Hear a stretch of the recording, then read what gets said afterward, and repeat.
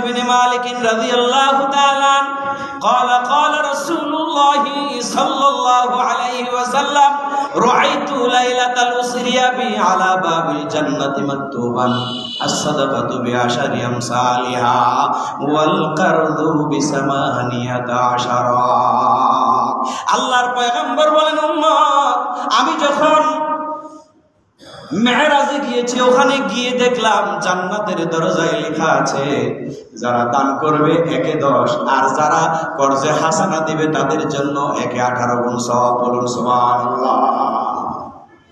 ফাকুলতু ইয়া জিবরাইল, আল্লাহর হাবিব বলেন আমি জিবরাইলকে প্রশ্ন করলাম মা বালুল কারদি আফদালু মিনাস সাদাকা।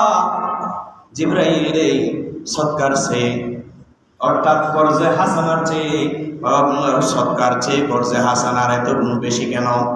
قال لأن السائل يسأل وعنده والمستقرض لا يستقرض إلا من حاجة। তখন জিবরাইল আমিন বলেন তো সদকা যিনি নেই তার কাছে মাল থাকা সত্ত্বেও সেই সদকা গ্রহণ করে, আর যিনি কর্জ নেই তিনি মুসিবতে পড়ে বিপদে পড়ে ক্ষুধার্তর কারণে সে আপনার কাছে সে কর্জ গ্রহণ করে। বলুন সুবহানাল্লাহ। এই কারণে সদকার চাইতে 8 গুণ বেশি, সদকা 10 গুণ আর কর্জ দিলে 18 গুণ সওয়াব। বেশি দিবেন কে? কত সওয়াবের আশায় তো দিলাম, সওয়াবও গিয়ে টিও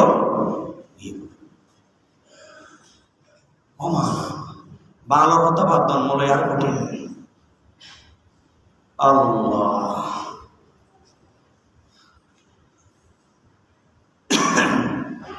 আল্লাহ রসুলের একজন সাহাবী আব্দুল্লাহ ইবনে আমর, তিনি উহুদের যুদ্ধে শাহাদাত বরণ করেছেন।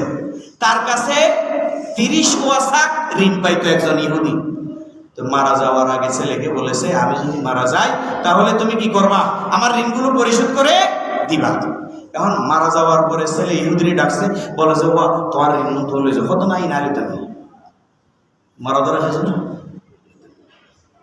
আল্লাহ রসুলের কাছে নালিশ গেছে, আল্লাহ রসুল তার সাথে কথা বলছে হতো না আমি ওগুলো আমি বেশি লিখবে ঋণ দিতে বেশি লিখবে। তা আল্লাহ রসুল বলে যে জাবির বিন আব্দুল্লাহ, ওই আমর আব্দুল্লাহ ইবনে আমরের ছেলে হচ্ছে জাবির বিন আব্দুল্লাহ। ওই জাবির বিন আব্দুল্লাহকে বলছে তোমাদের খেজুর বাগান কোনটা? হুজুর ওইটা। তাদের সব একটা নাড়িয়ে আল্লাহ রসুল সেখানে গেলেন, হেঁটে আসলেন। হেঁটে আসার পরে তারপরে ডাকলেন জাবির বিন আব্দুল্লাহকে ডেকে বললেন হয়তো ইহুদিকে খবর দাও খেজুর সব ছিল আর আমার সামনে মাফি দাও। দেখলো যে 30 ওয়াসাক এগুলো দেওয়ার পরে আরো 17 ওয়াসাক খেজুর বাঁচি গেছে। এটা রসুল পাক সাল্লাল্লাহু আলাইহি সাল্লাম ফুরাজে বারাকা তা না। আল্লাহ রসুল যেখানে যেখানে হাঁটেন, যেখানে যেখানে নজর দেন, সব জায়গায় বারাকা দেখে। এই জন্য ঋণ এটা খুবই মারাত্মক। আল্লাহ সব কিছু মাফ করে দিবেন কিন্তু বান্দার ঋণ মাফ করবে না। আরো আলোচনা ছিল, সময় শেষ, আমি সেদিকে যাচ্ছি না। আল্লাহ রাব্বুল আলামিন আমাদেরকে ঋণ মুক্ত জীবন দান করুক, সকলে বলে আমিন।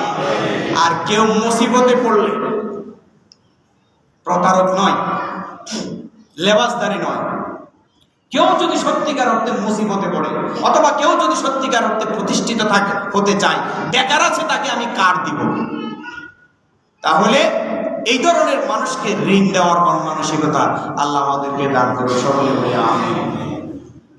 এবং সর্বশেষ আল্লাহ শুধু আমাদেরকে ঋণ মুক্ত নয়, পুরা দেশ এবং দেশের মানুষকে আল্লাহ ঋণ মুক্ত রাখুক, সকলে বলেন আমিন।